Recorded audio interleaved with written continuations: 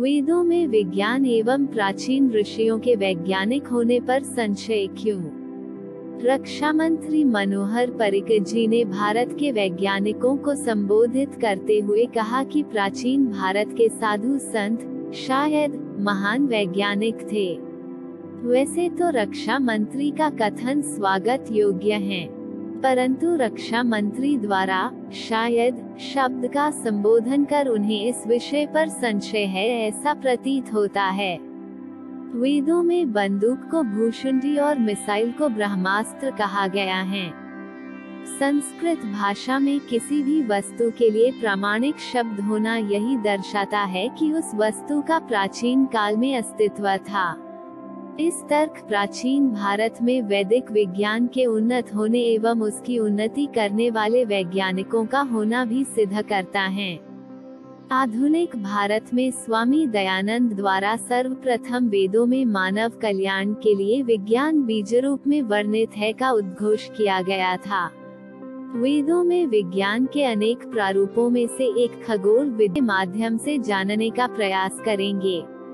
विश्व इतिहास में सूर्य, पृथ्वी, चंद्रमा आदि को लेकर अनेक मतमतांतर में अनेक भ्रांतियां प्रसिद्ध हैं, जो न केवल विज्ञान विरुद्ध है अपितु कल्पित भी है। जैसे पृथ्वी चपटी है, सूर्य का पृथ्वी के चारों ओर घूमना, सूरज का कीचड़ में डूब जाना, चांद के 2 टुकड़े होना, पृथ्वी का शेषनाग के सर पर अथवा बैल के सींग पर अटका होना आदि।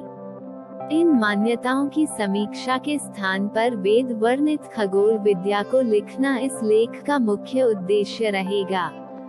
वेदों में विश्व को 3 भागों में विभाजित किया गया है: पृथ्वी, अंतरिक्ष, आकाश एवं धयो।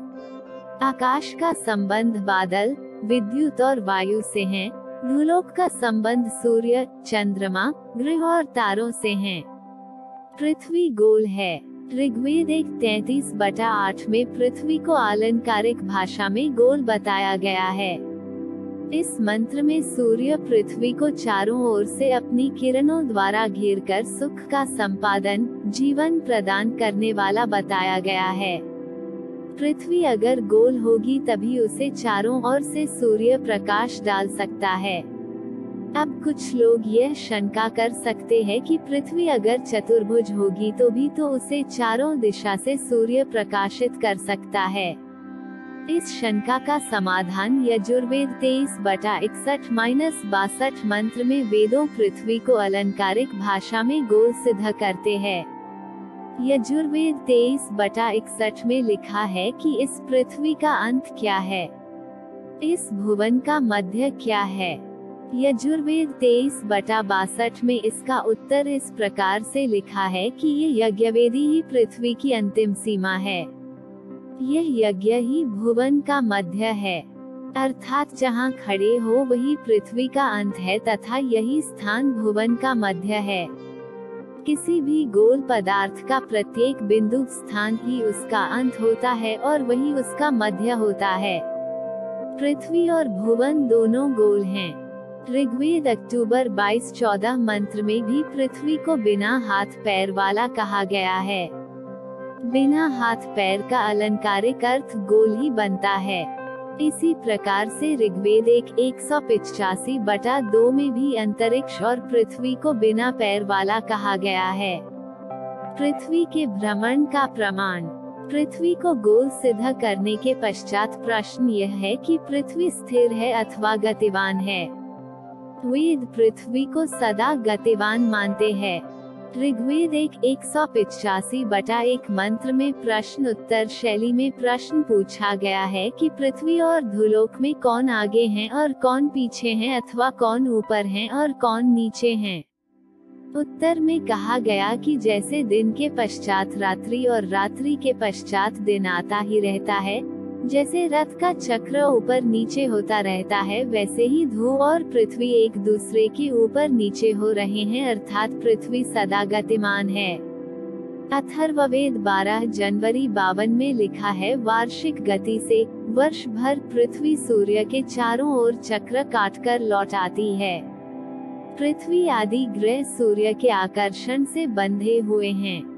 ऋग्वेद 10:149 मंत्र का देवता सविता है। यहाँ पर ईश्वर द्वारा पृथ्वी आदि ग्रहों को निराधार आकाश में आकर्षण से बांधना लिखा है। ऋग्वेद 1:35 मंत्र में ईश्वर द्वारा अपनी आकर्षण शक्ति से सूर्य, पृथ्वी आदि लोकों को धारण करना लिखा है। ऋग्वेद 1:35 मंत्र में सूर्य को धुलोक और पृथ्वी को अपने आकर्षण से स्थित रखने वाला बताया गया है। ऋग्वेद 164:13 में सूर्य को एक चक्र के मध्य में आधार रूप में बताया गया है एवं पृथ्वी आदि को उस चक्र के चारों ओर स्थित बताया गया है। वह चक्र स्वयं घूम रहा है एवं बहुत भार वाला अर्थात जिसके ऊपर संपूर्ण भुवन स्थित है, सनातन अर्थात कभी न टूटने वाला बताया गया है। चंद्रमा में प्रकाश का स्रोत। ऋग्वेद 184:15 में सूर्य द्वारा पृथ्वी और चंद्रमा को अपने प्रकाश से प्रकाशित करने वाला बताया गया है। दिन और रात कैसे होती हैं? ऋग्वेद 1:35 में प्रश्नोत्तर शैली में प्रश्न आया है कि यह सूर्य रात्रि में किधर चला जाता है, तो उत्तर मिलता है पृथ्वी के पृष्ठ भाग में चला जाता है। दिन और रात्रि के होने का यही कारण है। ऋग्वेद 10:190 में लिखा है ईश्वर सूर्य द्वारा दिन और रात को बनाता है। अथर्ववेद 10 अगस्त 23 में लिखा है नित्य ईश्वर के समान दिन और रात्रि नित्य उत्पन्न होते हैं। वेद में काल विभाग। अथर्ववेद 9 सितंबर 12 में लिखा है वर्ष को 12 महीनों वाला कहा गया है। अथर्ववेद 4 अगस्त 10 में लिखा है ईश्वर द्वारा प्रयोजन के लिए एक वर्ष को 12 मास, ऋतुओं और दिनों में विभाजित किया गया है। अथर्ववेद 12 जनवरी 36 में वर्ष को 6 ऋतुओं में विभाजित किया गया है। इस प्रकार से वेदों के अनेक मंत्रों में खगोल विज्ञान के दर्शन होते हैं। वेदों में विज्ञान विषय पर शोध करने की आवश्यकता है। नोट: अनेक वैदिक मंत्रों का भाष्य अनेक विद्वानों ने अपनी अपनी शैली में किया है, जिस पर विरोधाभास अथवा असहमति की स्थिति में बेहतर चिंतन करने की आवश्यकता है।